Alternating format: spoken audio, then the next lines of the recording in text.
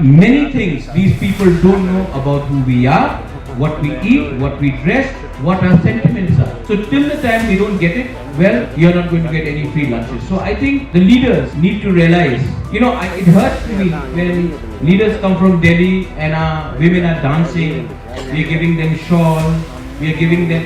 When is the last time I went to Delhi or I went to Rajasthan and their women were dancing in front of me and they were giving us shawls? No.